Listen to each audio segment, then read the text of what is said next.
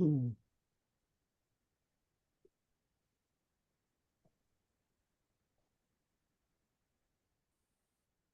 right. Good evening, everybody, and welcome to the July edition of the Do Tell Story Swap. I'm Brandon, and I will be your host. I'm very honored to be your host for this evening. Um, so I think everybody here is a regular, but of course, it's always good to review some of the guidelines and rules for the swap. We tell stories of up to 10 minutes, and they're told, they're not read, so no notes or papers. And midway through, we'll take a short break and we have announcements at that point, and that's a good time to use the bathroom. And speaking of the bathrooms, the toilets have been making very strange noises. So do not be alarmed when you flush. It's okay. You did not break the toilet. Oh boy, there we go. I got the toilet joke out of the way, the bathroom joke. And so we're ready to begin. Um, Again, 10-minute stories. Some people have asked for extra time. Actually, I'm not sure if this month we have longer stories or not, but those are normally put at the end of the swap. And if you are inspired to get your name on the list, we have 5 tellers signed up at this point. Just put your name in the chat or message Katie Mangan, who will put you on the list. And it just so happens that I am this evening's first teller. I am working up an old story into a longer one, and I think everybody has heard some version of this story, but it's about how I met my wife in Bali. And I will be telling this at the San Francisco Free Folk Festival this weekend. And later we'll be making some announcements about that.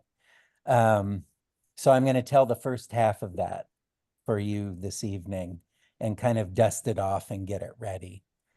I, as most of you know, was a volunteer English teacher in Bali, Indonesia. And teacher is kind of misleading. I was really more of an assistant to the English department. I ran conversation hours. I was just out of college myself, which meant I was the same age as many of the students that I was technically teaching there. And that is significant because this is a love story. Well, 35 years ago, when this happened, tourists were not quite as common in Bali as they are now. And to the Balinese, Western tourists seem very large, very hairy, very sweaty, and very loud. And I know all of you know me. You know I am rather large. I'm pretty hairy. I mean, especially compared to a Balinese person. But if you do know me and have been in the presence of me, you know I am very sweaty, even here in California. So you can imagine what I'm like in Bali. And of course, I have a loud, booming voice. Just to illustrate this, I was on the bus in Bali and I was learning Indonesian just enough to kind of understand what people were saying about me. And these 2 women were sitting next to me on the bus, and they didn't think I could understand. But one of them said, "My God, look at the size of him." And the other said, "Look how hairy he is." And the other said, "Sweaty. Ooh, he doesn't smell good." And the second one said, "He looks like an orangutan." And the other one added, "Worse, he looks like a Rakshasa." Now, the translation of Rakshasa is either demon or ogre. And of course, I was rather heartbroken about this. And I was beginning to think I was going to never become close to any of the Balinese as I lived there. In an act of desperation, I went to a pharmacy and consulted a pharmacist about my sweaty condition. And this young obstreperous man with very thick glasses, I remember he felt my skin and tested the moisture. And he had this ruler in his pocket and he whipped it out and he measured the sweat stain under my arm. And of course, he made his diagnosis and he ran to the back and he rummaged through all of his powders and ointments and he produced his prescribed regimen. It was a can of powder whose main ingredient turned out to be sulfur. Now, in retrospect, this sulfurous powder, when mixed with my sweat, produced these volcanic fumes, which only added to my demonic effect. But you know what? By this point, I had resigned myself to living a very lonely life. I was just going to be a lonely ogre. Well, things got more complicated when this lonely ogre fell in love. It was one of the students. Her name was Irmawati. I remember first noticing her, and she was like a flower in a field of grass, a jewel on a chain. She was like the island of Bali itself, prize of the Malay archipelago. I couldn't contain my excitement. I constantly called on her. Number one, Irmawati. Number two, Made. Number three, Wayan. Number four, Irmawati. And I remember in my excitement, I arrived at her desk with a flourish to call upon her. And I suppose it was my enormous size and the volume of my voice that made her shrink in terror. And then it must have been the cloud of gases and vapors from the mixture of the oleaginous secretions from my body, along with that sulfurous powder, which made her cough and spit into her handkerchief. And I realized I repulsed her. I repulsed the one that I loved. This ogre repulsed this beautiful Irmawati. I was heartbroken. The next day, in my hopelessness and despair, I couldn't eat. I couldn't sleep. I couldn't concentrate. The hour of my conversation practice with the students came and went, and I didn't even go. And that was when I heard the buzz of a motorcycle. Someone had arrived in my garden. It was one of my students. His name was Begawasi, and he had come presumably to see why I hadn't gone to class. I told him, oh, it was my head. No, it was my stomach. No, it was my head and my stomach, I said. Well, apparently the undue attention that I was giving to Irmawati had not gone unnoticed. He said, Mr. Brandon, if you don't mind me saying, I think it was your heart. And then he began to give me advice. Here in Bali, Mr. Brandon, we don't wear our heart on our sleeves. He was very fond of idioms, as you will see. Here in Bali, matters of the heart are of the utmost privacy and discretion. You tell no one about your affections. Well, how does anybody ever fall in love? I asked. And he said, with a letter. And my heart lifted when I realized he was going to help me write in Indonesian a love letter to Irmawati. Oh, this letter was unlike anything I would have written. Why, I would have written how I couldn't eat, I couldn't sleep, I couldn't concentrate. No, his letter was in complex formal Indonesian. Why, it was a survey of all of her quiz scores with summaries of her strengths and weaknesses in speaking the English language. Why, the only thing I identified as some sort of confession of my attraction to her was the sentence, given the parameters of my teaching position and my current station in life, it would please me to no end if someday you were to call me Big Brother. It ended with a flurry of idioms. The early bird gets the worm, which I understood, and then one that I didn't, something about an egg balancing on a rhino horn. And we were done. Before he left, I remember he picked up the can of body powder that I had been using, and he was reading the back of it. And he said, "This explains another thing, Mr. Brandon. This is not to be used as a daily fragrance. This is for elderly people with bed sores. What you need, Mr. Brandon, is this."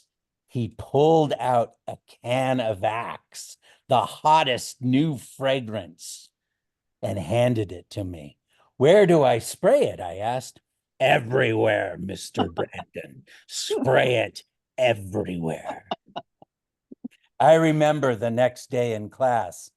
"Very nice," a young man said, tapping his nose. "Haroom," tittered a group of young ladies as I paced to and fro, casting my new fragrance to the far walls of the classroom, all the while feigning total indifference to the lovely Irmawati. And then, at an opportune moment, I discreetly slipped the love letter in with a quiz that I handed back to her. Well, whereas my new fragrance had a very positive effect, my letter seemed to be the opposite. The next day, Irmawati did not show up to class, nor did she come the following day. And when she missed 3 days in a row, I realized that she probably did not like me. I was heartbroken again. I felt that hopelessness and despair begin to well inside of me. I couldn't eat, I couldn't sleep, I couldn't concentrate. And then on the 5th day, the hour of our conversation practice came and went, and I didn't even go. That was the buzz of the motorcycle. It was Begawasi. He had come to see why I had not gone to class. "Well," I said, "obviously Irmawati does not like me." He held up his hand and he said, "Mr. Brandon, what, do you think she's some kind of canoodler?" Where was he getting these words? Here in Bali, when a man confesses his affection for a woman, she doesn't immediately throw herself at him like they do in the West. What? Here in Bali, our women are not a bunch of floozies. And so, according to him, it was all going according to plan. This was exactly how he expected it. And now it was time to strike while the metal was hot. "Mr. Brandon, it's time to roll back her rock and take a peek to see if she's hiding a little shrimp there." According to Begawasi, it was time for me to pay a visit at her house with her family. And I wasn't to focus on her. I was to focus on her parents. "You see, the apple does not fall far from the tree," he reasoned. "If I could get them to like me, I stood a much better chance with her." He helped me prepare some remarks to deliver to her parents. And just before he left, he pulled from his backpack a copy of Shakespeare's Romeo and Juliet. "What is that?" I asked. He said, "Mr. Brandon, that is your pretense for going there." So that's the end of the first half of that story. And maybe later, if we have time at the end or some other time, I can finish it. And thank you for listening to an incomplete story. I appreciate it. So next on our list, we have Renu, and I am, there she is. So please welcome to the Do Tell virtual stage, all the way from India. And you'll have to remind me of your town. Are you in Chennai? Yes. That's what I thought. Yeah. We're so glad to have you, Renu. Thank you for coming. Thank you, Brandon. Very happy to be here. So my story starts in India. I thought I would make it the Gir forest, which is in Gujarat on the west coast of India. A long, long time ago, there was a beautiful bird who lived in a deep, dark forest. Not only was she beautiful, but she also had a melodious voice. She sang so sweetly at the break of dawn. She sang and sang and sang, and all the animals in the jungle enjoyed the music that she made first thing in the morning. One day, when she had just finished singing and she was resting her voice, and all of a sudden, a butterfly came flying up to her and said, Surili, for that was her name, could you please sing the song the whole day through? You see, my mama is not well and she loves the song that you sing. I'm sure if she were to hear it the whole day, she'll get better. But Surili was tired and she really was in no mood to sing the song anymore. She usually sang in the mornings and then again in the evenings. She replied and said, I'm sorry, Titli. I don't think I have a song to sing for you. And the minute she opened her beak and said that, Song, who had been sitting in her throat, was very unhappy because she loved to be heard. And she flew out of Sunili's mouth and flew in search of someone else. As she went flying, she saw the fish swimming in the river, and the fish were going with their mouths open. And so the song went right into the fish's mouth. And the fish had no idea that she had such a beautiful song inside. Now the bird was sitting all by herself, and perhaps her conscience started chewing at her. She thought to herself, was I being nasty when I said I can't sing the song? Maybe I should sing it because after all, Butterfly's mother is not well and I should perhaps help. The moment she opened her beak, she tried to sing. No song came out. She was very anxious. She said, what? There's no song. I said, because I said I don't have a song. The song flew away. What do? I want my song back. I love to sing. Oh no. And off she went. And she saw the fish swimming in the sea, river. And she said, fish, fish, do you know where my song is? Has it come to you by any chance? And the fish said, no, I don't have a song. And the minute the song heard this, the song flew away because she didn't like being in an animal who didn't want to sing. Now the song flew and flew and flew and went to an elephant. The bird came to the elephant and said, Elephant, Hathi, do you have my song by any chance? The elephant said, I trumpet, I don't sing. But please, uh, do you think you could try and sing? Elephant said, no, I don't have a song. And the minute the song heard this, off she went. And this time she came to a camel. The camel was busy drinking water and chewing cud, and the mouth was open. Bird said, Camel, Oot, have you seen my song? Do you think the song has come to you? Oot said, I don't sing. I don't have a song. The minute the song heard this, off she went again. And she was wondering, where should I go now? Which animal should I go to?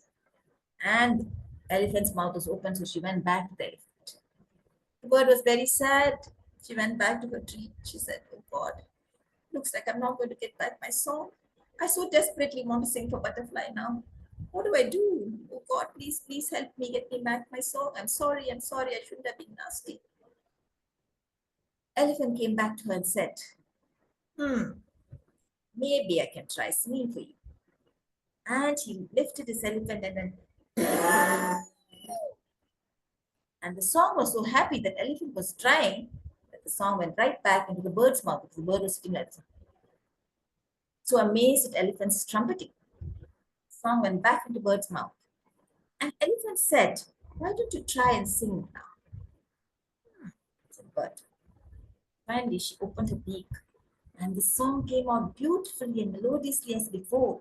She was so happy she cried out, Titli, Titli, come back. And Titli came flying back. She said, yes. So really, what is it? I have the song. I'm going to sing it now for you and I shall sing the whole day long. Thank you. So really, I'll go back to my mom. See you, bye, thank you. And bird continued to sing and sing the whole day long. And Titli's mother did get better. She came, in fact, to say thank you to Surili. Surili, thank you so much. You're welcome, my dear. You're welcome. And that's the end of my short, sweet story. Oh.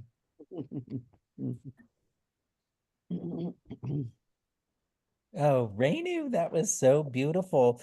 And you chose I think you did your background really plain so that these beautiful, they're like shadow puppets would stand Yeah. out so wonderfully. That was really great.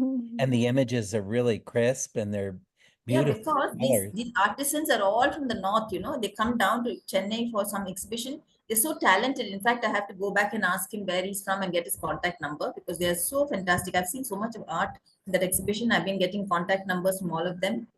Fantastic work. And I want to really promote them because they are so talented. And did I'm you going to have post this. somebody play a xylophone? Was that somebody in your No, no, family? that was my phone. Somebody Oh, was that trying to was on call your me. I'm phone. sorry. That was very clever and very well timed. And Oh, it, thank it you. sounded it sounded just like a bird song. Oh, that's good. So that was a total accident? Yes, it was. Oh my God, I thought you deliberately did that so that you would have the No, bird no, song. no. Oh, I don't know who was trying to call me. I'm trying to figure out who tried to call me. that worked out really well. Well, you Yes. fooled me anyway. Well, thank you so much, Renu. Thank you. You're welcome. It's my pleasure, actually. I love telling stories. Thank you. Yes, we're so glad to have you. All right, and so we're moving right along. And next on our list, we have Beth with what did you say? A quick and dirty one? No, Well, a it's dusty short. because I've not told it for a long time and I wasn't sure how many storytellers. So I said, oh, I'll tell a story. So I have no idea. This is a crust, maybe it's crusty and dusty. I'm not sure. A This is an crusty one. old English folk tale called Tops and Bottoms. And there was a fine farm, but when the farmer passed on the land to his son, he said, these two fields are perfect, but don't try to grow anything in that third field. Nothing at all will grow. Well, he, you know, listened to that advice and he planted in the two fields and he thought, well, this is silly. I need that third field. It will bring me some profit. And so he began to plow the field, and immediately up popped an imp, a devilish type creature, who said, you can't plant anything here. This is my area. He said, no, it's actually part of my farm. Well, let's make a bargain. Let's make a bargain, said the young farmer. Well, no imp can resist a bargain or a possible winning in a trade. And he said, okay, what do you propose? Well, I'll plant, I'll take care of the crop. And you choose. Do you want tops or bottoms? Well, tops, of course, said the imp. And so the time went by, and the farmer had planted carrots. And oh, they were beautiful, and the green tops were growing and just lovely. And when it came time to harvest, there was the imp ready to take his share, of which were all the rather useless green tops of the carrots. And the farmer went off and made a great profit on his beautiful carrots. Yummy. Next season, the imp said, I'm no dummy. I want to have the bottoms this time. Yes, I do. I want the bottoms of the crop. I want it all. Okay, said the farmer. And he went ahead and planted corn, and the corn grew up, and the ears were rich and full of kernels, just as luscious as they could be. Harvest time came. The farmer did all the work, and he left all the stumps and the roots for the imp, who was as mad as you can imagine an imp could be. And this next season, he said, you're not going to fool me again. Absolutely no way. It's not going to work. You're going to plant wheat, and we're going to have a contest at harvest time. And whoever wins gets the whole field and all the profit. The farmer agreed, and he planted the wheat. And it was well tended. And it grew up thick with the rich seeds of wheat, almost bowing from all the weight. And just the night before it was time to do the harvest and take the size and cut the wheat down, the farmer walked through the field and he stuck in little stakes like you see in irrigation fields today. And they were pretty invisible amongst the stalks. Well, the imp showed up with the sharpest of scythes you can imagine he'd been sharpening, and the farmer had his ready to go too. And he said, that side's yours, this side's mine. We'll go down the middle, and whoever makes it to the end with all of the harvest cut and wrapped gets to win. Well, the farmer took off in a nice pace, a comfortable pace, and his scythe cut through the stalks just like, a knife through butter. Good old cliche. But that poor imp, he had to stop and sharpen that scythe blade all the time, and he could not make any headway. He could not get to the finish line. His temper finally took over. He got so mad, he threw his scythe, missing the farmer, thank goodness, and said, you can have the whole thing. I give up. Goodbye. And that is the story, as I've been told, about how the young farmer inherited his father's fields and the fallow one became the fertile field at all. The end. Where does that story come from, Beth? Is that I used to teach special ed, and I collected a lot of different things and didn't take a lot of attention, but there are many versions of the same story motif. This one is from a children's book called Tops and Bottoms. And I apologize. I did not make any research because I wasn't planning to talk tonight, but it would be fun to find it again because the pictures are great. I think it might be by Paul Galdoni, who's passed, but just one of those classics, and the kids just love hearing, that was wonderful. beating the guy. And he's a bad imp. He just was selfish. Not crusty at all. No. That's Okay. great. Thank you. You're very welcome. All right, and moving right along, next up is Laura on my list. So let's welcome Laura to the Do Tell stage. Let's see, where is I skipped Laura. There you are. Sorry. Hello. Hi, everybody.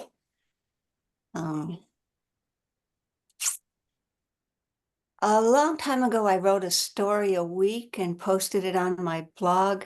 I don't blog very much anymore. And then I did a little book of flash fiction based on that project. And some of the stories actually lend themselves to telling and to fiddling around with. So I'm going to fiddle with one of them today. I think it was inspired by the magic orange tree in that book Diane Walkstein did of Haitian Tales. That was one of the influences. And also at the time, I was reading a lot of Alice Hoffman books. So I think those were like the main influences in this particular story coming to my mind. So there was a young worker, but she thought she was really old. She was tired because she had been cashiering for 10 years. And so she's coming home after a long day of work and just thinking about the wilting vegetables in her refrigerator and how she was going to have to do something with them or throw them out. And so she didn't even notice there was a box at her front door until she bumped into it. And she looked down at it, and it was just this plain cardboard box, no return address, with her name and address in bold black letters. So she picked it up and brought it in, and she opened it. And it was empty. There was nothing at all inside. She wasn't very happy about that, of course. But the box seemed pretty flimsy, but she tried to squish it, but it was surprisingly strong. It wouldn't budge at all. She tried to cut it with scissors. That didn't work. She tried box cutters. That didn't work. She put it on the floor and stomped on it. And that didn't work either. So she just threw it whole into the recycle bin and forgot about it. And she went on with her days, tired and worn out and feeling much older than she really was. But a week later, there at her doorstep was the box, or another one exactly like it. She brought it in. It was empty. She didn't bother to try and dispose of it in any normal way. She decided she was going to bury it in her backyard, and she was sure it would never appear again. So that's what she did. That night she buried it, had a good night's sleep. And in the morning, a sapling was sprouting right where she had buried the box. And it grew and grew. And it wasn't long before it was turning into this beautiful tree, lovely shape, lots of branches, bright green leaves.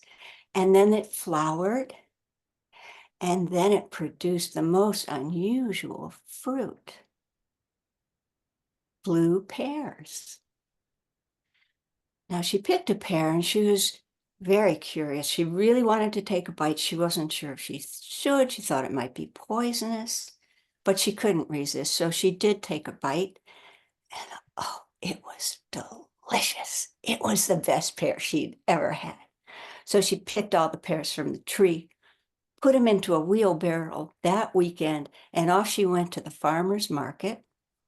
And people were, a little hesitant at first, but then a brave person took a bite just like she had done, and word spread that these were just marvelous pears. Everybody had to taste them, and she sold out right away.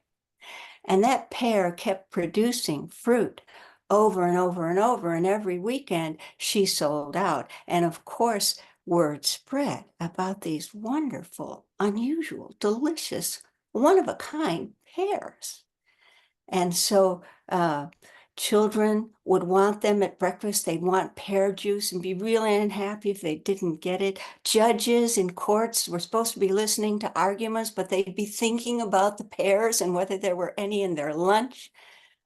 Artists down at the town square drew a big mural of the gorgeous pears, and the local newspaper decided to do an article about her and these pears, and she showed them the tree, talked about the pears and how wonderful things were going, but she didn't mention the box. I mean, she didn't think anybody would believe her, and what would be the harm anyway, And so over the years, she prospered, and she turned this pear venture into a little cottage industry. And she started making pies, cobblers, incense, perfumes, tea towels, dishes, anything imaginable. She had a whole little store based on these pears, and she was going gangbusters. And this happened year after year after year, and she prospered and the town prospered. And this went on until one day she really was old, very, very old. And she took to her bed and she passed away. Now, she had never gotten married, but she did have a nephew. And so she left her home and her considerable savings, because she was a very frugal person and she had done very well with this business. And the house and everything was his. But when she died, the pear tree started to wilt and not do so well. And then when the nephew and his wife moved in, it died very quickly. But they had plenty of money that they inherited from her, and they remodeled the house because she had never really done anything with it.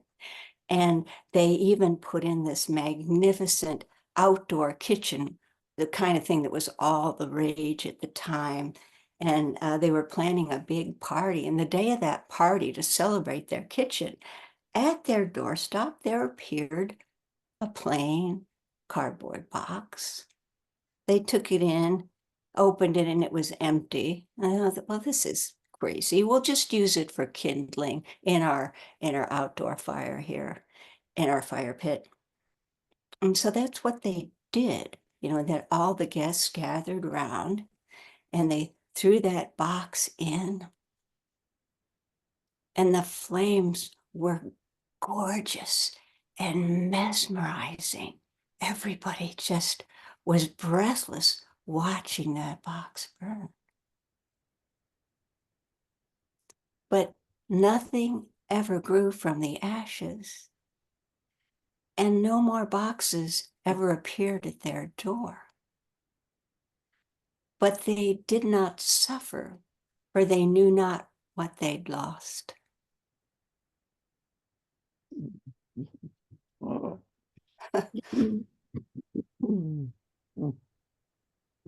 Oh, wow, Laura, you really kind of snuck up on us at the end there. That was a beautiful ending. Oh, I thanks. really like the touch. You mentioned that she was feeling much older than she really was at the beginning, and then later you said she really was old. That was really nice. And then coming back to the box was very powerful. Yeah. Thank you Thanks. for that. It's a fun story to have audience participation too. But we couldn't do it on Zoom, but Yeah, how would that work? You asked. well, like ways that she could try and destroy the box, Oh, yeah. get ideas there, and ways that people were longing for the pears in the town, things they wanted, I and love the mention of the Supreme Court justices getting pairs. yeah. Two of the justices in particular. You didn't hear that. Thank you for that story, Laura. And it's written Yes, yes, and you a tell it. version. That's Yeah, really interesting. I'm always fascinated by the relationship between written stories and stories that are told out loud. it's really fun to liberate them from the page. Yes, keep them alive. Yeah. All right, and the last one on our list, and we have just enough time before our break. Please welcome Sharon Elwell.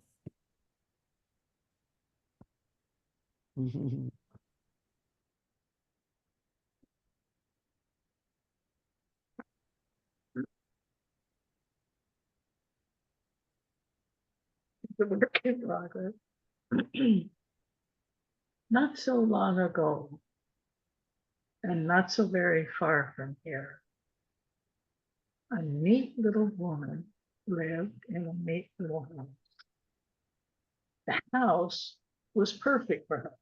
It was not so big that she had to spend time keeping it clean. It was not so small that she felt cramped. It was just right.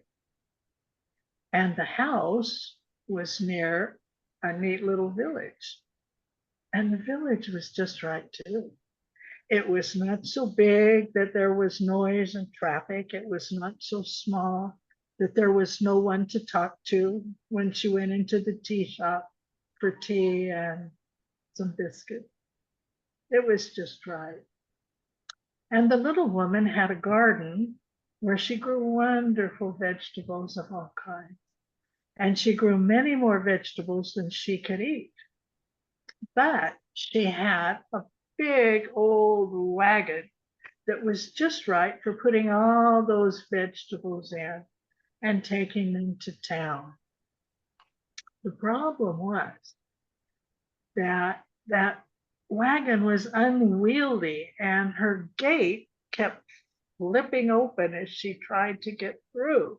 And trying to hold the gate open and pull that big old wagon through was awkward and uncomfortable.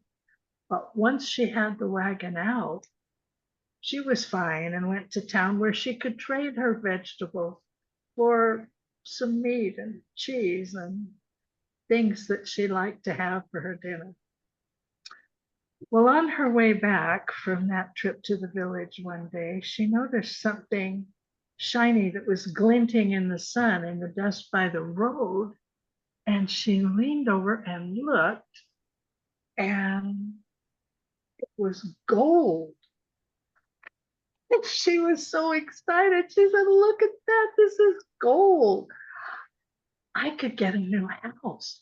I could." And while she's thinking of all the things that she could do, her new house turned into a mansion that turned into a castle.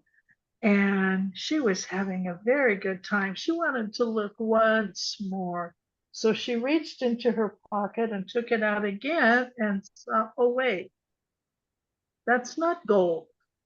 That's just silver. And she thought, well, that's just right, because I don't need a bigger house. And with that much silver, I could probably get new curtains. And so she's thinking about, would I like blue curtains or would yellow be kind of perky and joyful? And while she's meditating on a new curtain, she wants to look once more. So she reaches into her pocket and pulls it out, and it isn't gold or silver. It's just an ordinary little copper coin. And she said, well, that's just right, because I'm going to put that coin on the mantle to remind myself of how silly I have been about this. And she kept walking along thinking, I have been so foolish. And she reached into her pocket once more and pulled it out and looked. It isn't a coin at all. This isn't even a coin. It's just a rock. I don't know what made me think that was ever a coin. And then she came to her gate and she had to wrestle that wagon through. And she thought, I could take this rock and put it in the hinge of that gate, and it would hold the gate open while I put this wagon through. And it worked perfectly, and it was just right. And as we go through life, we hear a lot of stories. Some of them are golden, some of them are silver or copper, and some of them are the perfect solution for one of life's little nagging problems. Some stories are just right.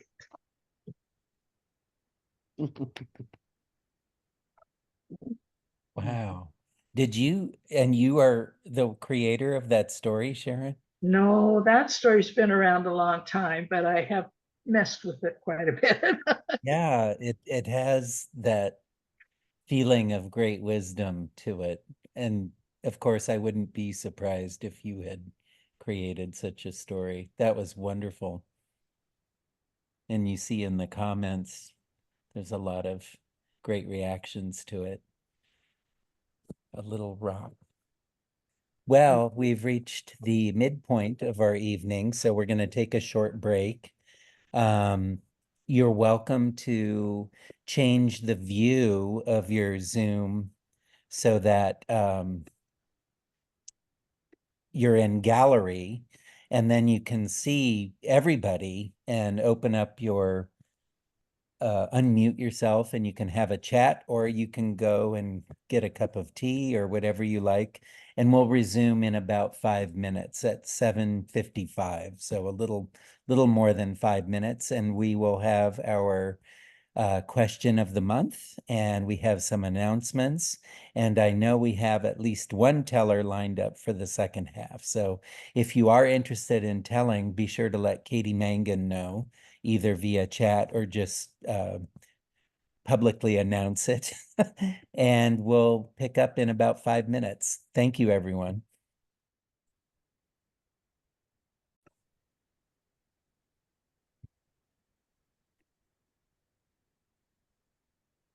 And welcome back to the Do Tell Story Swap July edition. And in keeping with our tradition, we now usually have a question of the month, and everybody will get a chance to introduce themselves and give their answer to the question. And this is, of course, in lieu of when we used to be in person and we would have little snacks and mingle and talk to one another. But I heard some interesting conversations during the break when we were in gallery mode, and a lot of questions about Laura's story and that mysterious empty box. The book was The Ice Cream Man's, what was it, Laura? The Ice Cream Man's Song? The ice cream vendor's song. Ice Cream Vendor's Song. That is the print edition, and really probably very interesting to read a written version after you've heard the story told in live like you did.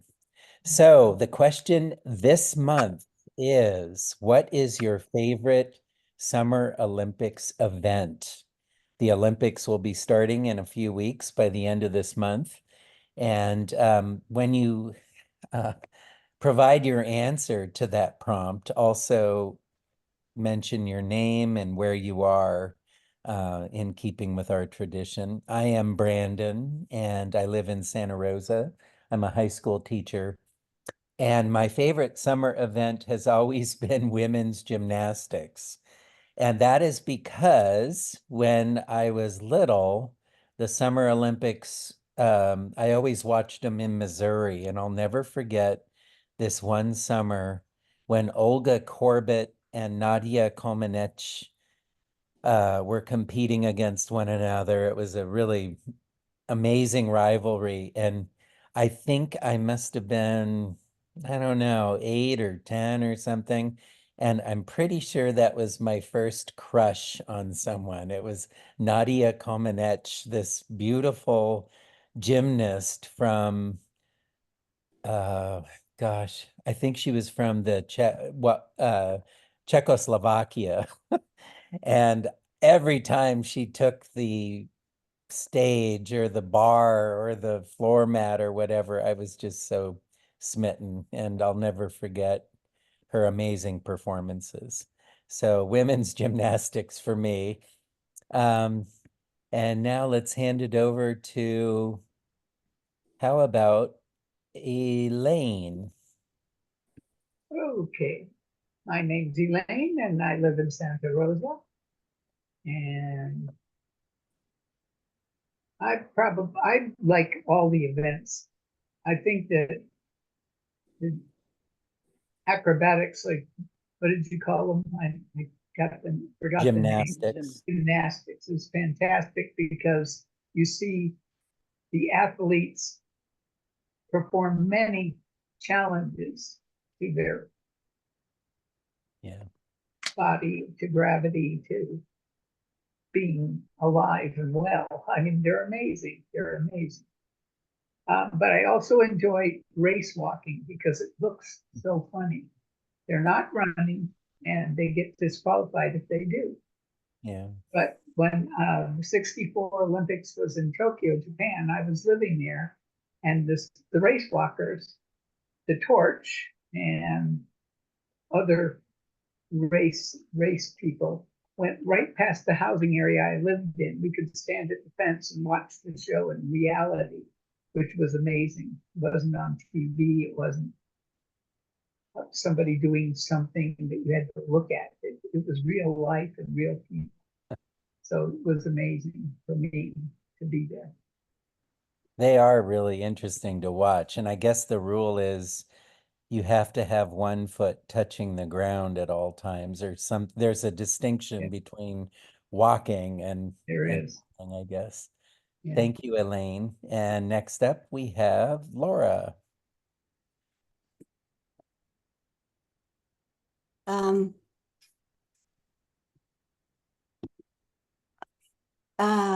My favorite sport is diving. Mm. It just takes my breath away. And Mhm. it goes back to high school because I had the great privilege of, through most of my schooling, going to being in a school district that was one of the best and probably the best in the state of Illinois. It was really hard socially, so I didn't appreciate it at the time because we did not have the money that the other folks had.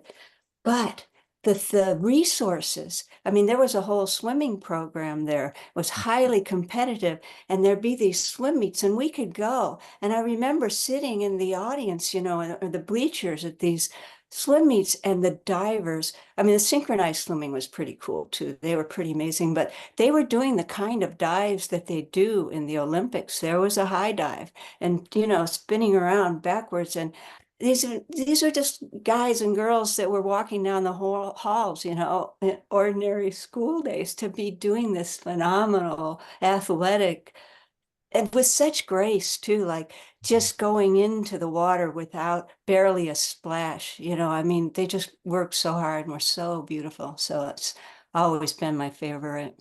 Mm. Thank you, Laura. And next on my list, anyway, we have Vina. Well, I have never had a television. And when it's time for Olympics, I always regret that we don't Mm. get ourselves a television, have a television. We did have one for a few years, but every time I came home exhausted from a day of teaching, that dang thing would be going in the living room, dominating my life, and I just hated it. So anyway, but sometimes I watch reruns of the pairs figure skating. I Mm. just love that. There's just it's an amazing grace that you see in that pairs figure skating. Yeah. A lot of those pairs are married couples too, right? I don't know if they are. What a immense amount of trust they have for one Yeah. another to do those things. Yeah. And next we have Vicky.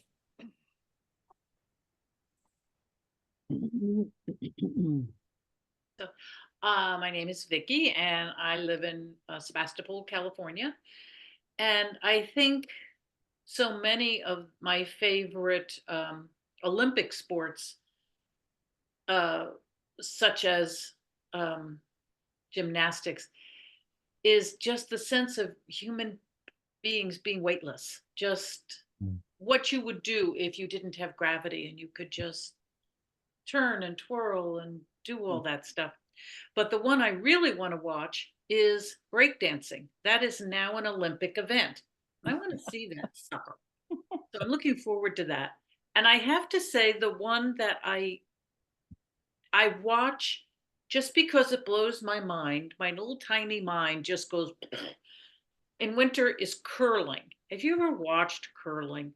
Curling is they do it with brooms for Pete's sake.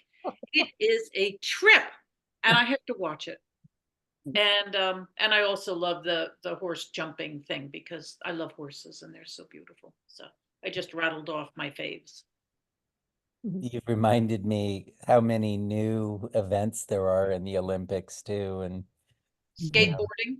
skateboarding and BMX bicycles and all kinds of stuff. Yeah. And next up we have Katie Mangan, who is one of our. You are not a chair now, are you? Yes. But sometimes I MC. I always think of you as a chair. That's okay. I'm no longer a chair, but I live in Santa Rosa. My name is Katie Mangan. So I really enjoy the swimming. It just seems something that's so impossible for me to do, to just gracefully zip through the water. But the thing that I really do love are the opening and the closing ceremonies. It's just with everybody coming together. It's just, to me, such a special, magical moment. So Yeah. I enjoy the most. Thank you, Katie. And next up we have Beth. I think it's amazing to see the teamwork, the opening and closing, especially just that sense of we can all be kind of unified in that. All of the above sports, of course, but I really get so hopeful that they will show more of the equestrian events, and they never really do because they only show the main things. But the equestrian events, because that requires that team between the human and the animal, and they're pretty spectacular. It's kind of on the edge, and also the rowing.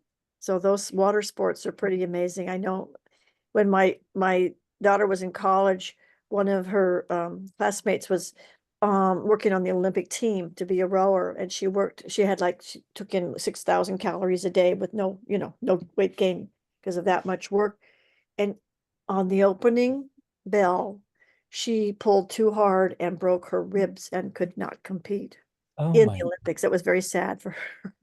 But these Yeah. things happen, but all of the, all the support of We know the competition is fiercer than fierce, but they do present a team effort, and I love that.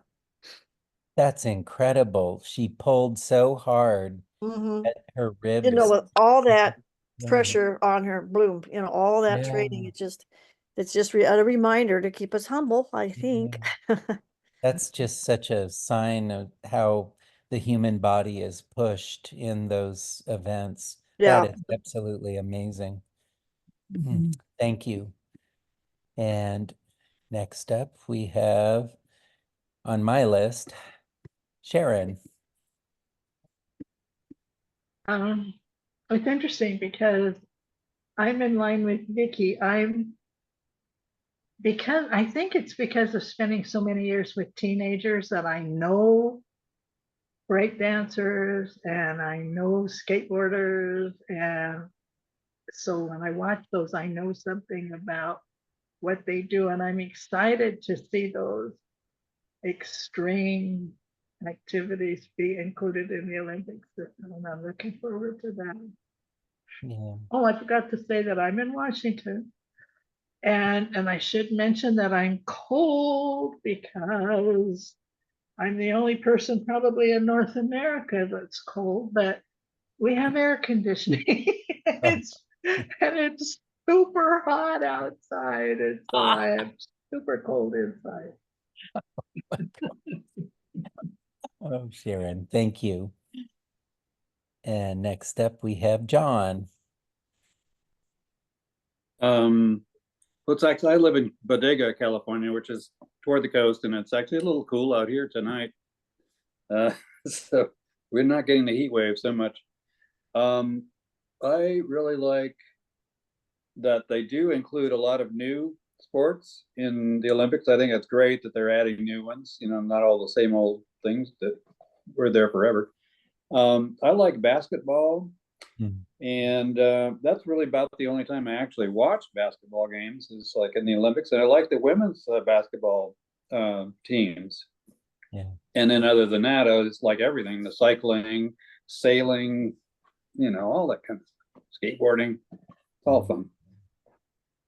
Thank you, John. And John is soon to be joining us, I hope, from North Carolina. Yeah. Right. And here is our chair, Meg. Yes, I'm Meg Brown and I live in Forestville. I actually am a real fan of the equestrian as well, and I do wish that they would feature it more, especially the steeple chasing, which is quite a sport and sometimes even has royalty, you know, participating. So that's really, really cool. And an unusual opportunity to watch, you know, top athletes and their horses and all of that. I think also I'm very excited this year for the skateboarding because in Petaluma there's a young woman who will be competing. And I think that's, you know, it is a fairly new sport at the Olympics. And it's really nice that we have someone from our backyard who will be competing. That's really super to me. And then I think the final thing about it, and of course I love gymnastics. Everybody loves gymnastics, don't they? It's so beautiful and amazing what those people can do. But there's those, I don't know what they call it, but it's where they run. Oh, it's hurdle jumping, is it? Where they run and they jump over a hurdle, run, jump over a hurdle, run, jump. I have no idea how they do that, but it's wonderful. Thank you, Meg. And if I'm not mistaken, Gay, you are the last person on my list, but the list kind of changes around. So I hope I didn't skip somebody. But It's renewed too, Brandon. oh yeah, thank you. Okay. Welcome. My name's Gay Barner and I live in Santa Rosa. And I'm with Katie. I like the swimmers. It seems like they can't possibly be moving through the water that fast. I like to swim myself, but I just can't imagine going as fast as they go, both the men and the women. I like to watch that, the bodies move through the water like that. and they kind of bring a wave with them. as Yeah, they- it's like a absolutely wake amazing. that's behind Yeah. them like boats do. Yeah. And it's like, I mean, I like the gymnastics and I like all the other stuff too. But the one that kind of mystifies me is how people can seemingly effortlessly move through the water like that. Almost feels like they're being pulled or something. Anyway. Then joining us from abroad, we have Renu. Me, I like to watch all the events, especially now since many young women and men are participating in the Olympics from India, from the rural areas, which is really great because mostly opportunities are given only to people who live in the cities. Nowadays, I notice lots of youngsters are coming in from the rural areas, from villages, which are, some of them I haven't even heard of, somewhere in the north, sometimes in the south. So I watch those youngsters and they participate in boxing, they take part in running, they take part in all kinds of sports, and many of them have won medals, which is really, really good for us because I think India has a lot of talent, which is yet untapped. So I'm not very interested in sports, not that much. Used to be crazy about cricket at one point, but after that I gave up. I just did not find it interesting enough. But I do watch Olympics. I do watch, especially if there are youngsters participating. I do it just to cheer them on. Wonderful. Thank you, Renu. Katie, was that it? Yes, it is, Brandon. Thank you.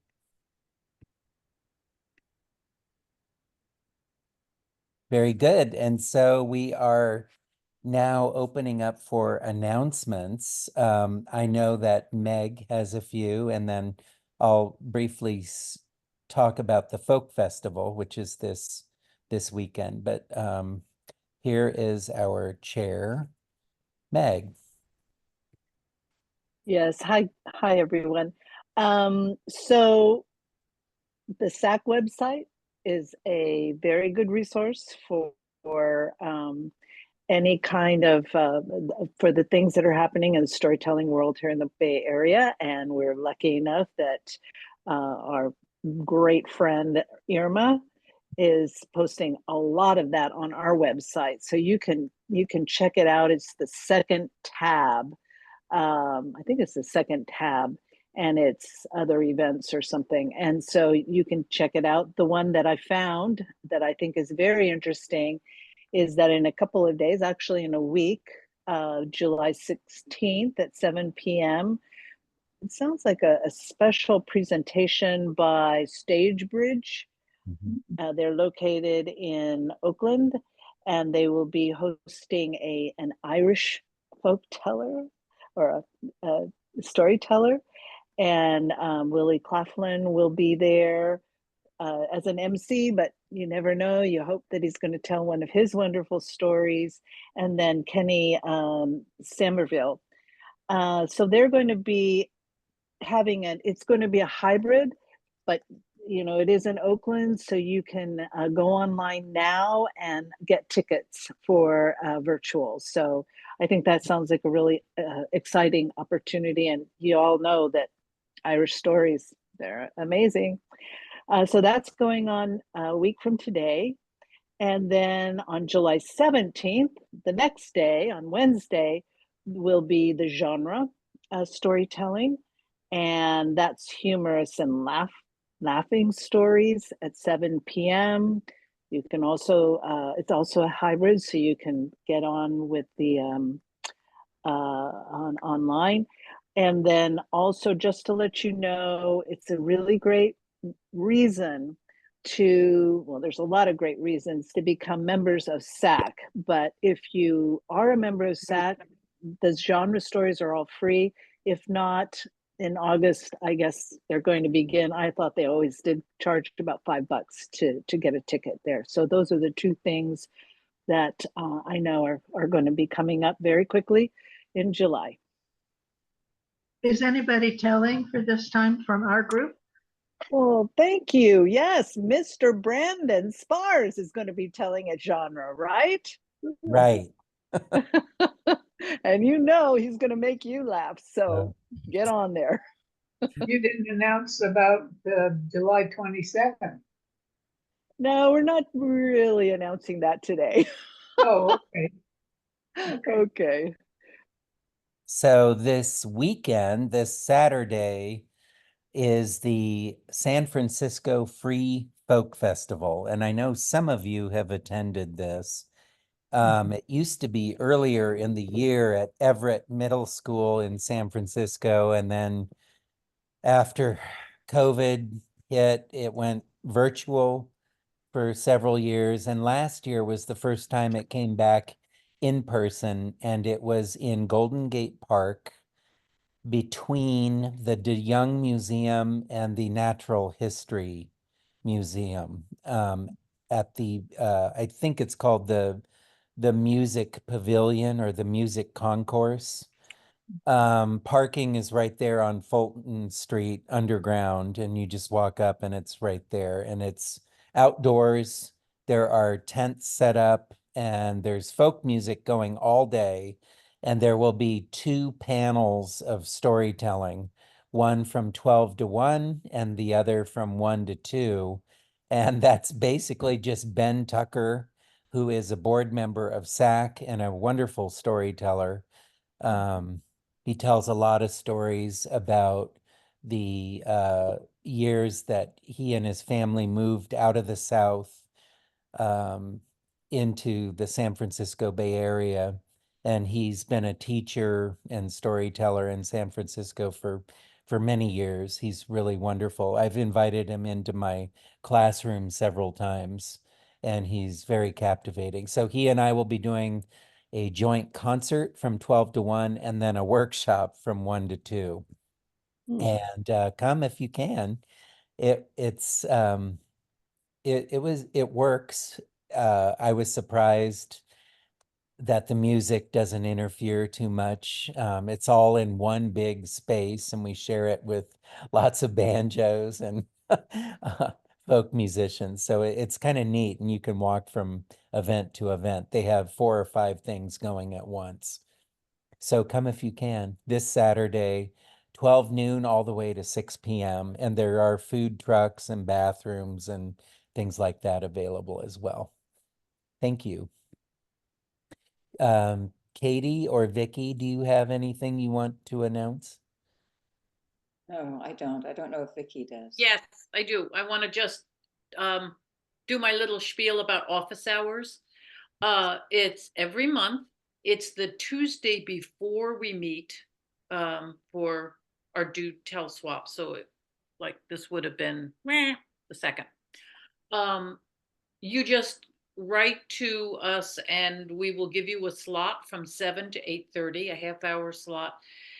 And it's a great place to just practice a story or to ask questions, or some people just want to do it to check out their lighting and the sound, whatever you want. It's your half hour.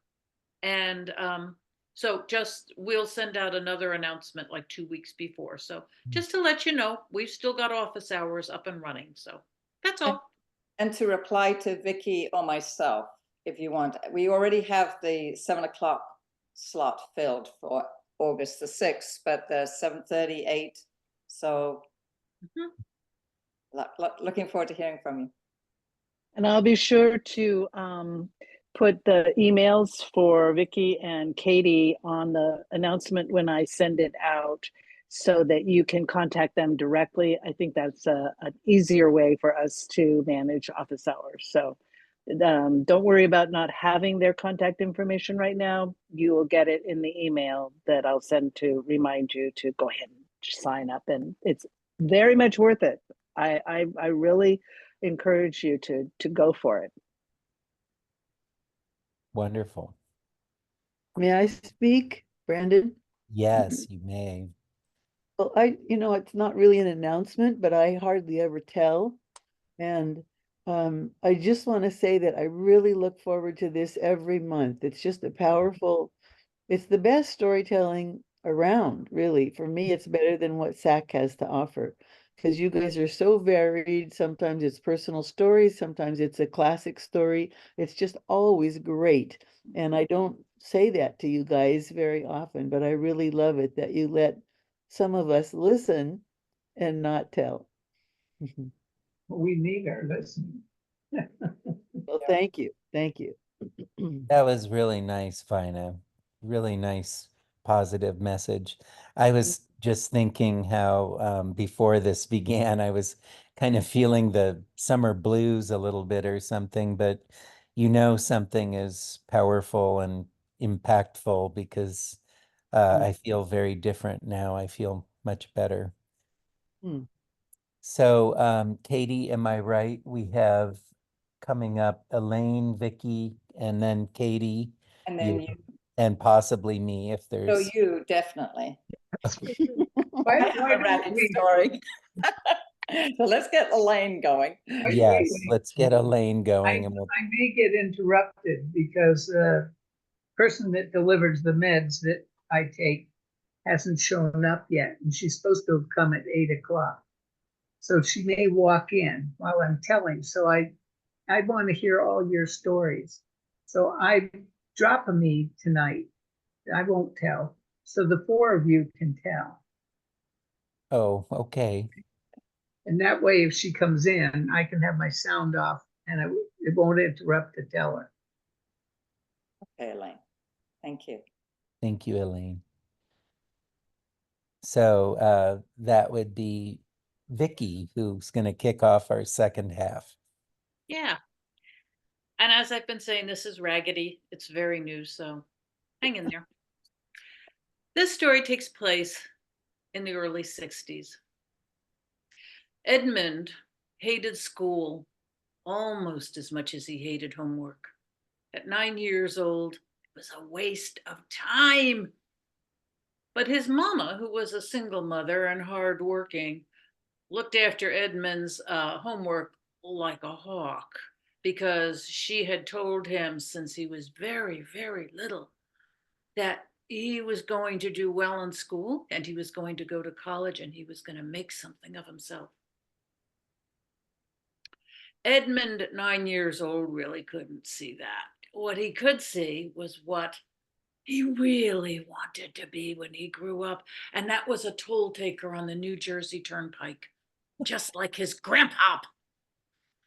Oh man, you can sit in that little box and all the traffic goes around you, and you slide open the window and you take people's money and you just sit there, and oh man, you could have the baseball game on the transistor radio the whole time. Man, and you get paid for that. Wouldn't that be cool? And then there's the uniforms. Ooh, they've got brass buttons and some braids, and they've got that patch on the shoulder that says New Jersey Turnpike on it, and a hat with a braid. Oh, it's so cool. Now, his grandfather had tried very hard to disabuse him of this fantasy. He had pointed out to him that, in fact, it's hot in the summer, it's cold in the winter. You cannot get up and move around. There is no bathroom. And not only that, but once or twice, some fool pointed a gun at him and wanted his money. And here he'd bring out his huge big hand and he'd count his friends on his hand, one after the other, that were toll takers who now had emphysema. Because you see, cars come up and then they roar off and you smell exhaust all day long. At which point, Grandma would pipe up and say, oh, I could always tell when he came home. The whole house smelled of it. His hair smelled of it. His body smelled of it. And that uniform, no matter how much we dry cleaned it, it stank of exhaust. It was awful. Well, Edmund would listen to all this with an annoyed concern, like you might have on your face if you had a beautiful view of a lake and here comes a garbage scow with unwanted facts sailing right in front of your beautiful view. He waited until they were through with their gobbledygook. And then it was clear again. Okay, Grandma, okay, Grandpa. He was going to be a toll taker and wear that cool uniform. Well, Thanksgiving came and Mama dropped him off at Grandma and Grandpa's house because she had to go drive out and pick up the more wobbly uncles and the more rattly brained aunts to bring them to dinner, which left Edmund with Grandma and Grandpa in the kitchen. And the smell of turkey roasting, oh, and the cornbread stuffing, and there were pies sitting already on the counter, and piles of potatoes, and all kinds of food happening. And Grandma and Grandpa were talking about the decorations, because you see, Grandpa had to go up in the attic to go get them. So he grabbed his flashlight and he went into the hall. There was a string hanging down from the ceiling there that if he pulled it, whoomp, whoomp, whoomp, down would come little narrow stairs that walked right up into that darkness of the attic from the hallway. Grandpa went up with his flashlight, and Edmund stood at the bottom and watched as the light zipped this way and that this way, and finally, aha, the Thanksgiving box, and down he came.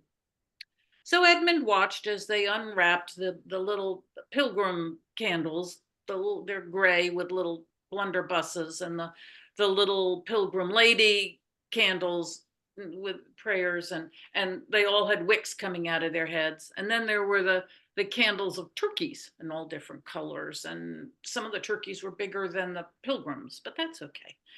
And then there was the platter with all the colored leaves on it, and the harvest home tablecloth that Grandma's grandma had actually embroidered, and those little pink depression glass candlestick holders for the candles that you actually burned at the table.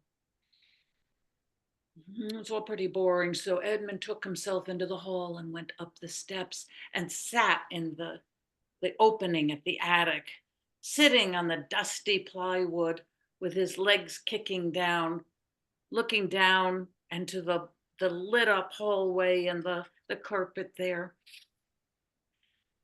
And it was hot, and it was stuffy, and it was silent, and it was still. And he looked around him, and up in the rafters, there was so many cobwebs it looked like gray cotton candy. And there was an air vent with just little tiny slats of light coming in, just enough to illuminate the glass eye of a rocking horse, or part of a lamp that hung over a floor lamp with dirty fringe on the bottom, and boxes and boxes and boxes. He heard something. That must have been a mouse. He went back to looking down into the square of light, looking at the carpet and listening to the muffled voices of Grandma and Grandpa. But behind him, there was a box, an impressive looking box, and it started to shudder and move. And then suddenly, with a woof, its hinged lid rose up like a malevolent clamshell, revealing inside tissue paper turned brown with time, rustling till it forced itself open, revealing a toll taker uniform, Grandpa's toll taker uniform. And the thing began to shift, and the thing began to wheeze. And as if a fist was punching it up from inside, it rose up and fell over the edge of the box and rumple rolled. And then a sleeve went out toward the back of Edmund, and it pulled the rest of the crumpled uniform behind it. And then the sleeve would go even further, and it would pull the rest of the rumpled uniform behind it, leaving a smear of dust on the floor. And finally, it would raise up its sleeve, and its cuff would twist around like a snake heat-seeking its prey. And it found Edmund and lowered back down. And then it crept even closer. Oh, closer up behind him, and it rumpled up into a heap, sitting in his shadow as he innocently looked down and listened to Grandma and Grandpa. And then it rose up like the hood of a cobra behind him and suffocated him in its grip and pulled him back onto his back. So his legs were kicking, but his arms were pinned to him, and with convulsing constriction, it closed in on him. dragging him slowly back to the darkness. It stuffed its lapels into his mouth and it closed his eyes, and all he could smell was faint body odor and dry cleaning and decades of dust and exhaust. And he tried screaming, but he couldn't, and it pulled and pulled and constricted and constricted until he could not scream, but he could not breathe. And then suddenly, from that square of light where the opening to the attic was, Edmund, Edmund, are you up there? Edmund? All of a sudden, the uniform froze and it pulled back and it pulled back. And suddenly it shrank into a heap and began to shake terribly.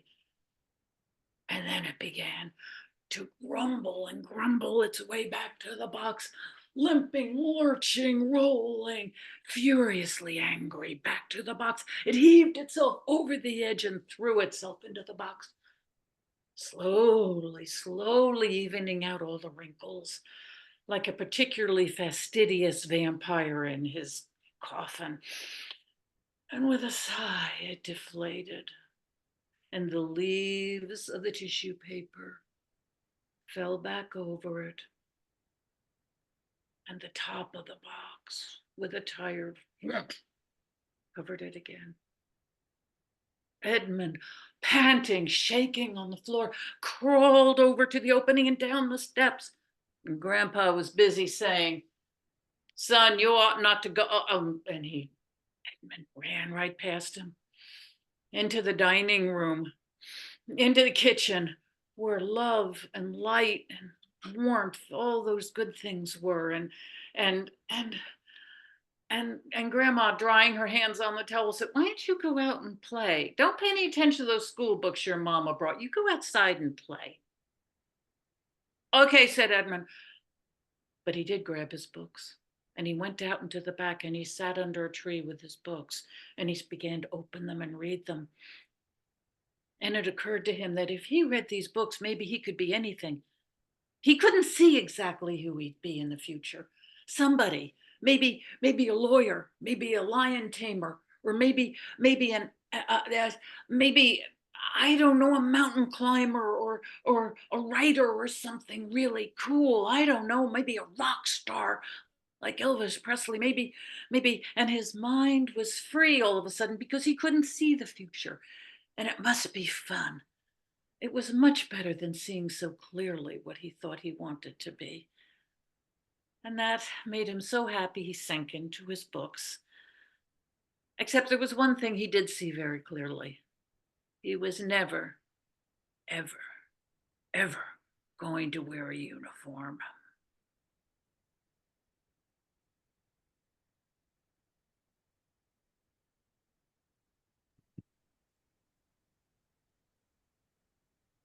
I didn't mean to bump you off, Vicky. Oh, no, that's That okay. was- I was done. That was, you took us on such a journey. It's funny you say it's rough, and you're just so in the story that you're telling. It doesn't seem like it seems so clear in your mind and therefore in ours too. What was the impetus for that story? What inspired that? It is just so imaginative, and I just don't see how you could have been, connected to a toll booth in any way. Well, I grew up in New Jersey. Uh-huh. And the Garden State Parkway and the New Jersey Turnpike, they were state roads and they had tolls all along. And so you had to drive up and you had to actually hand money to people. This was back in the 50s and 60s. And they gave you change and they had their little uniform. And I remember thinking it was pretty cool when I was a kid. Yeah. But of course, the fact is, for some reason, a study came out about some of the most dangerous jobs, and there aren't toll takers anymore. There's very few of them. Yeah. But that was one of them because they got emphysema, because the cars would pull up and then they'd roar off, and and all day just exhaust. And of So course, it does seem like a cushy job, to a just kid, on the surface, right? Yeah. yeah, you can have a Wow. transistor radio on. It'll be cool. You got your uniform. Yeah. Wow. Yeah. Well, you sure took us on a journey. The description of the uniform attacking was incredible. I will never forget that. Don't turn your back on those uniforms. Exactly. Great. And Katie, we've decided you and me, is that right? Yes. Very good. So here we go. Katie Mangan. So Vicky, of course, is always a hard act to follow. Yeah. And this is a story in progress. And I just recently finished a wonderful online course about songs and stories of Scotland. And Dougie, oh gosh, I'm going to forget his name now. But anyway, there was a wonderful storyteller, and he'd heard this story from George Macpherson, who started telling stories when he was 3 years old. And Dougie told us that we should take this story for a walk and make it our own. And he really encouraged us to tell the stories that he told us. And so I'm going to try and give some credit to this, give it credit. Okay, so here we go. This is a story called Limping Norman. Norman lived on the west coast of Scotland, well, on the Isle of Skye. And when he was younger, he had an illness, and it affected his hips and his knees and his ankles. And so it was difficult often for him to walk. It was painful. And it was difficult for him to work. And often in the harvest, he had to ask his neighbors to help him. Now, Dougie had a cow. Her name was, sorry, I meant Norman. Norman had a cow named Ailey. And every time he talked to his cow, she would wag her ear and moo. And he loved this cow because she was like family, she was a companion, but she gave the most delicious milk. It was thick and rich and creamy and sustained him. Well, one morning he went to milk his cow. And even though the cow looked the same, it was the same breed, the same color, had the same markings, he knew it wasn't his cow. It was a changeling cow. And when he milked this cow, well, the milk was thin and blue and tasted sour and disgusting. And he thought about this. Who could help him? And he finally realized he must go and talk to the wise woman. And so he took his walking stick and he made his way slowly and painfully over the fields to the wise woman's cottage. It was whitewashed and it had a thatched roof. And he knocked on the door and he waited. And finally she opened the door. She was an old woman, hunched up, but she had a head full of white hair and the sparkling green eyes you have ever seen. Why, Norman, come on in. And so she served him tea, and they had these cups of thick black tea, and she put a dollop of cream in the center. And they ate oatcakes covered in golden butter. And they talked about the weather, the crops, the gossip of the village. And when they were finished, she looked at Norman and smiled. And now, Norman, what have you really come for? And so he told her about his cow, Ailey, and how she had disappeared, and there was this changeling cow in its place. Could she help him? And so she sat in her chair and she turned and faced the window and she looked out to the sky, the blue sky. And she gazed out for a long time. And finally she turned to Norman and said, Norman, you cursed your cow, and the fairies have her, and you'll never get her back. No, I would never curse me cow. And she said, think back, Norman. Maybe yesterday or the day before. And so he thought back to yesterday. He had finished milking Ailey, and he was so grateful for her, for this beautiful milk that sustained him so well, that he reached for some hay to give her.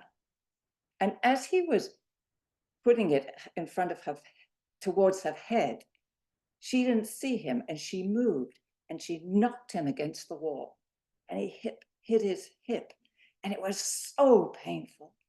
God damn it, Ailey, can't you look where you're going? Oh, he said, I cursed me cow. Surely there's some way I can get her back. Well, the wise woman told him if he followed her directions to the letter, maybe there was a chance. He was to go home and put on his finest clothes. He was then to find a horseshoe nail and a mallet, and he was to go out to the cow and find the spot near her pelvis and place the nail in the little dent of her body, and then whack it. Oh, he didn't like the sound of that. But if that would help him get Ailey back. So he walked home, and he was a poor man. He didn't have many fine clothes, but when he looked through his things, he found that he had a pair of gray deerskin boots that were hardly worn. So he put those on. And then he saw this beautiful linen shirt that his mother had made. And she had dyed it with saffron. And she'd made this shirt from him, stitch by stitch. It was very precious to him because it was the only gift that he had, the only remembrance of his mother. And he put on the shirt. And then he found his long length of tartan, and he put that over his shoulder, and it fell down his back. And he found his thick black bull hide belt, and he put that around his waist to cinch the tartan, and fastened it with a silver buckle. And then he found a horseshoe nail and a mallet, and he went out to the barn, and he placed it on the cow. Wham! And then he just flew up out of the barn, over the fields, towards the mountains. And amongst the mountains, he saw this small conical shaped hill. And near the top of the hill was an opening. And he went straight through that opening into a cave. And then there was a passageway down, and it was lit by torches. And he found his way into this enormous cavern. And he got up from the floor and dusted himself off. And he realized he was surrounded by fairies, by the wee folk. And they were all wearing their traditional clothes, just like he was. And eventually, out of the crowd came this old man, gray hair and beard. He was the king. And he asked, what brings you here, Norman? I want me cow back. Oh, Norman, you cast your cow. She's ours now. You'll never get her back. But Norman spoke so eloquently about the cow, how much she meant to him as a family member, but also because of the milk that sustained him. And they were so moved by this story that the king said, well, what will you give us? What gift have you brought? And he said, this is all I have, and Ailey. And so the king invited the older men to come forward. What would they like from Norman? The old men looked at that black bullhide belt. They said they would like that. And they knew with their fairy magic, they could make it into so many different belts and shoes. And so he gladly took off the belt and handed it to them. And then the young men were asked to come forward, and they did, and they wanted the boots. And so Norman was more than happy to take off the boots and give them to them. And then it was the old women's turn to come forward, and they did. And they wanted the long length of tartan. Oh, they knew that they could make so many beautiful dresses and skirts with that. And so he gladly gave them the tartan. And then it was the younger women's turn to come forward. And they wanted the shirt. But Norman told them that this was the only remembrance he had of his mother.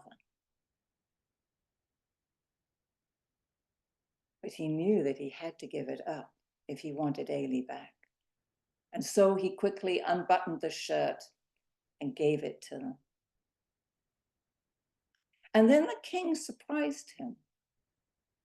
He said they would like to give him a gift in return. And he watched as the women, they gathered herbs that he didn't even recognize except for nettles and there was something else which I can't remember. Witch hazel, nettles and witch hazel. And they had these big bunches. And the young women and the old women, they came up to Norman and they began to beat him with these bunches of herbs on his hips, on his knees, on his ankles. The pain was so intense. He shouted out in agony. With that shout, he left the cavern, and he went up back into the cave. And out of the cave, he flew out across the fields and back down to his field near his house. And there, standing in the field, was a cow. Is that you, Ailey? Moo. So he got up and he led Ailey back to the barn. And there were some neighbors looking out their window. Is that Norman? But you know, he doesn't have his stick and he's not limping. And another neighbor laughed and said, it's no longer limping Norman. It's now naked Norman.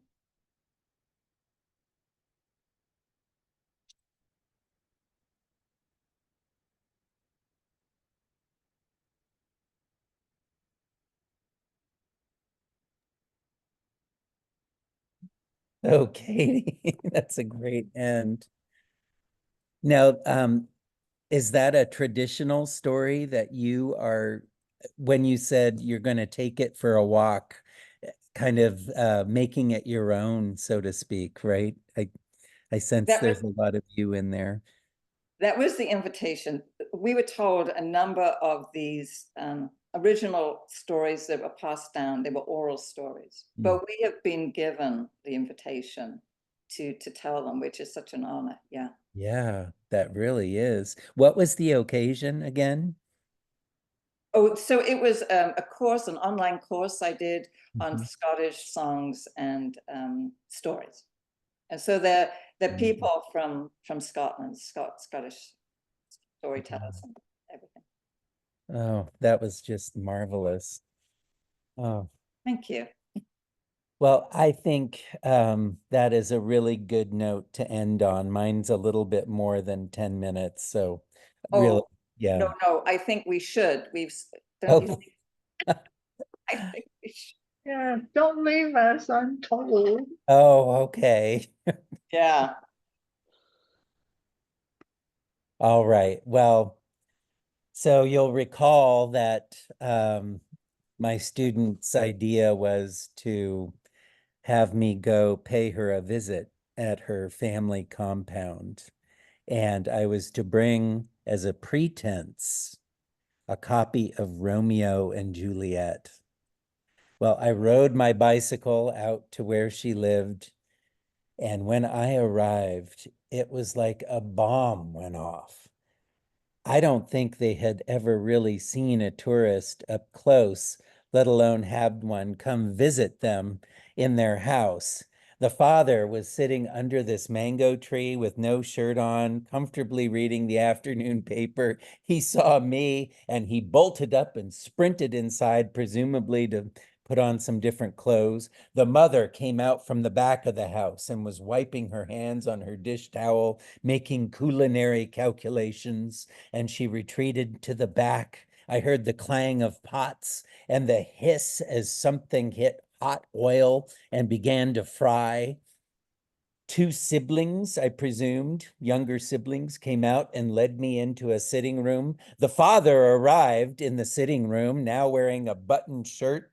Irma was produced. She had been napping, and all of her hair was somehow on one side of her head, and she was wearing a t-shirt and very short shorts.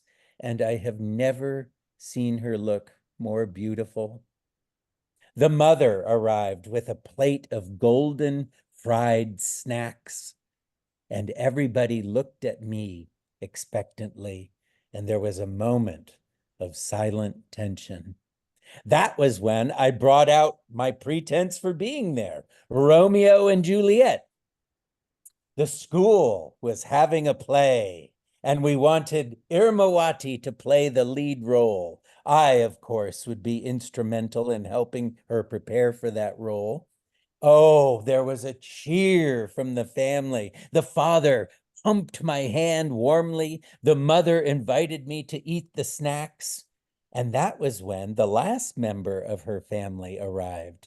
It was a cat, a skinny thing with a crooked tail.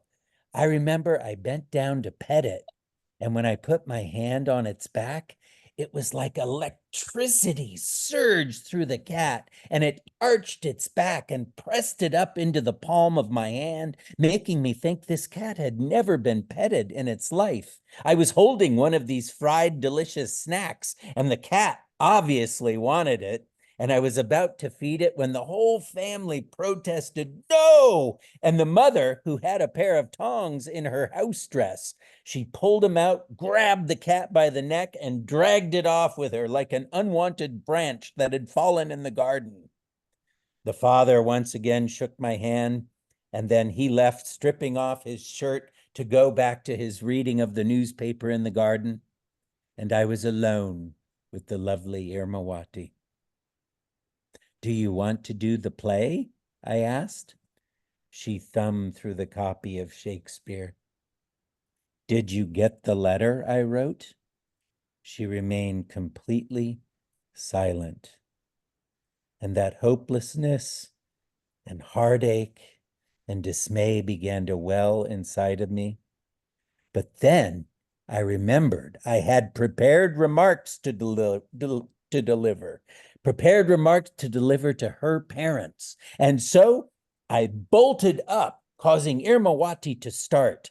And to her surprise, I marched out into the garden, whereupon I sat down against his protestations right next to the father on the ground under the mango tree as he read his newspaper.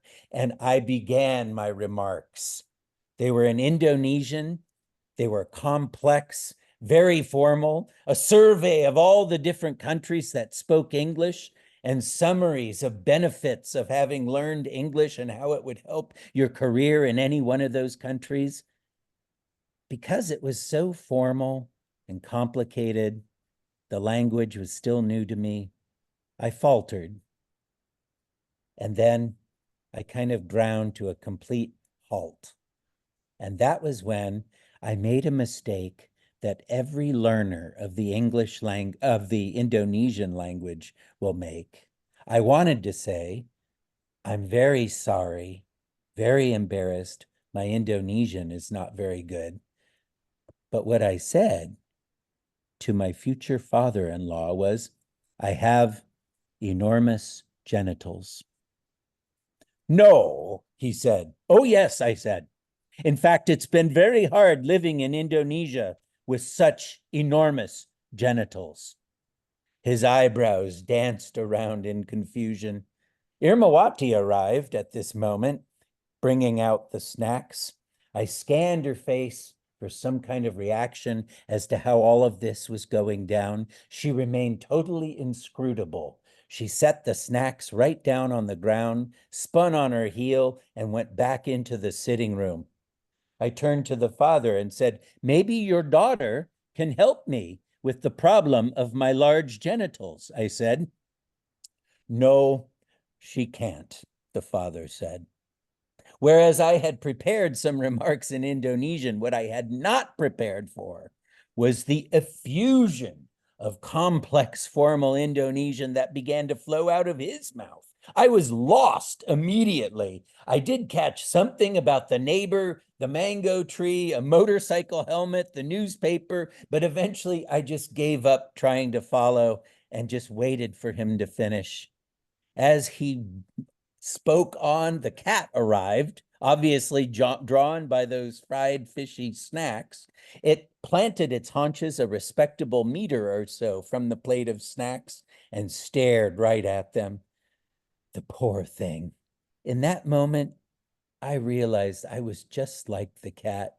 I just wanted the love and affection of this family. And of course, beyond the cat, there sat Irmawati in the sitting room, alone. Poor Irmawati. She deserved someone better than me. Someone who could speak her language, sit with her, make her laugh. Someone who understood her father, who now appeared to be asking me something. He was pointing at the newspaper, asking, Satu dua apa tiga, Satu dua apa tiga. And I was about to reveal that I hadn't understood a single word the man had said from the get-go, but I didn't have to. The cat saved me. It took this moment to lift its paw and aim it right at that plate of snacks. And then, like an enormous fuzzy striped amoeba, it poured itself through its arm, stretching that arm out incredibly far, and it was just about to get a claw on one of those fried golden pieces of goodness when the ground shook. My father-in-law is a very powerful man. When he moves around, his calf muscles pump up and down his legs like dribbling basketballs, causing the entire floor of the house to shake. That poor cat didn't stand a chance. He covered the distance in a fraction of the second, and then whoosh was the sound of the swoop of his mighty leg, and then pop as he punted the cat straight up into the mango tree, his foot finishing alongside his nose on the follow-through. There was the sound of tearing leaves, and a plume of foliage shot past the upper canopy of the tree as the cat flew through the tree and out of the garden. He kicked that thing all the way out of the garden. I took this as a chance to excuse myself, thank the father, thank you, sorry, sorry. And before I knew it, I was pushing my bicycle down the little alleyway away from their house. I hadn't had a chance to thank the mother. I hadn't said goodbye to Iramawati. I had also forgotten my copy of Romeo and Juliet.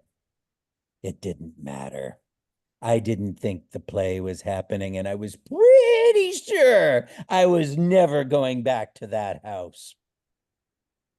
Begawasi agreed with me that it was hopeless, and he explained to me what I had said to the man who is now my father-in-law. You will fry many fish in the ocean, he said. I said, you meant to say there are other fish in the sea. And then, as if to comfort me, he added, you will find a woman with a much bigger ass, which is, I suppose, something you say in Indonesian. Of course, it didn't comfort me one bit. And he left me to my heartache, hopelessness, and dismay. I couldn't eat. I couldn't sleep. I couldn't concentrate. Of course, the hour of my conversation session came and went, and I didn't even leave my house. But then there was the roar of not one, but many motorcycles, about 12, all buzzing into my garden. My heart skipped a beat when I noticed that among them was the lovely Irmawati. And what's this? What's this? She had the copy of Romeo and Juliet. Was the play happening? Would the show go on? Yes, Romeo and Juliet was happening. We had a meeting. Photocopies were distributed. A practice schedule was drawn up. Parts were allocated. And then one by one, all those students left on their motorcycles. And the last one to leave was Irmawati. Well, I sat next to her as she held her bag. I'm so glad you want to do the play, I said. Huh, she said. I was beginning to think you didn't like me, I said. She laughed again. And then she did something surprising. She handed me her bag and skipped over to her motorcycle, started it up, and I was about to stand up and hand her bag back when it moved. And when I unzipped the bag, out came the cat. It had lived. It had lived getting kicked out of the garden. She stopped in front of me long enough to say, I think you two belong together. And belong together, we did. For the next 6 years, we lived together, and I fed it all the fried fishy snacks it could eat, and it grew very sleek and fat. Ah, but Irmawati and I belonged together too. She began to stay later and later after practice.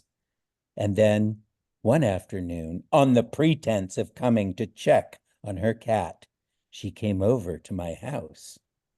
As we were both bending down, petting the cat, our hands touched. And when we stood up, facing one another with the cat brushing between our feet, we kissed. And we've been kissing for the last 30 years quite happily. Thank you.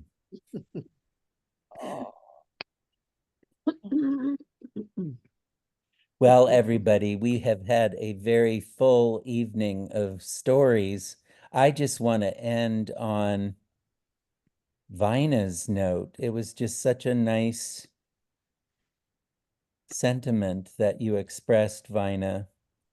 And I think we all feel that, and we all know that we have something very special here. And I look forward to it every month, as I'm sure every one of us does. Renu is no longer here. She had to probably go to work, or I mean, it's probably 8 in the morning her time or something, but I would put her up here if she were. Am I missing any of the storytellers? But it doesn't matter. We are all one group. And as Vina says, I think we all really cherish the community that we have and our love of story. So I'm looking forward to the events in the future, seeing you all, and of course our swap next month in August.